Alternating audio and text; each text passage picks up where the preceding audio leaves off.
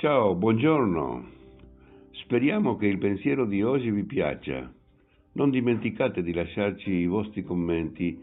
Scriveteci da dove venite, da dove ci ascoltate e se avete dei suggerimenti vi ascoltiamo.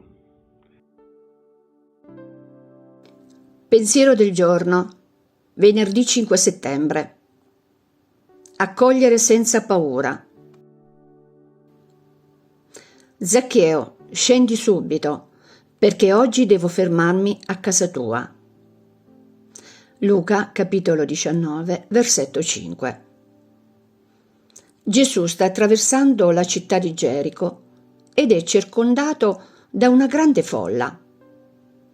Tra la folla c'è un certo Zaccheo, esattore delle tasse, che proprio per la sua professione era considerato un peccatore pubblico.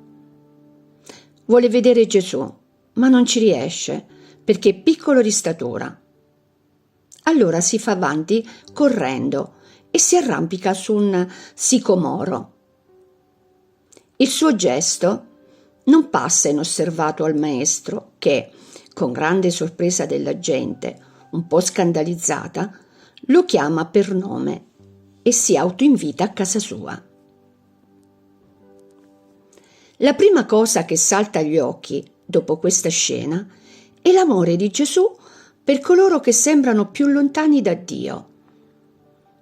È un amore che prende l'iniziativa, andando oltre gli schemi umani, i pregiudizi, le opinioni dei cosiddetti benpensanti, le convenienze sociali, tutto.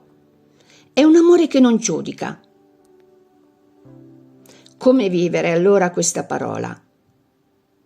Gesù dice anche a noi: scendi presto, cioè abbandona il tuo isolamento, le tue paure e i tuoi pregiudizi, il tuo voler ripiegarti sul passato, i tuoi timori di non riuscirci e vai incontro a Gesù. Credi che il tuo amore è molto più grande della tua debolezza. Lui vede in te più la buona volontà che gli errori e i fallimenti. Anzi, è venuto proprio per liberare e dare forza a quella fiammella, a quel desiderio di fare il bene che c'è dentro di te. E poi accogli Gesù nella casa della tua anima, ricominciando da capo. Allora riuscirai a sperimentare anche tu la pace indicibile che deriva dall'incontro con Gesù e la gioia che si prova nell'essere uniti a Lui e nel costruire nuove relazioni con il vero amore, quello che proprio Gesù ci ha insegnato. Venerdì 5 settembre. Accogliere senza paura. Chiara Lubick, brani dal commento alla parola di vita del novembre 1989.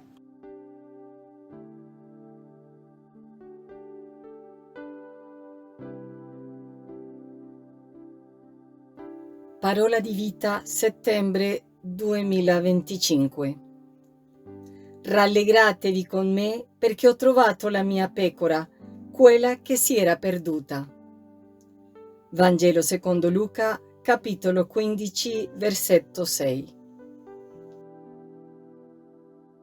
Non dimenticate di lasciare un like se vi piace e di abbonarvi e di consigliarlo a qualcuno. Ottimo, vi aspettiamo anche domani. Abbracci e cordiali saluti.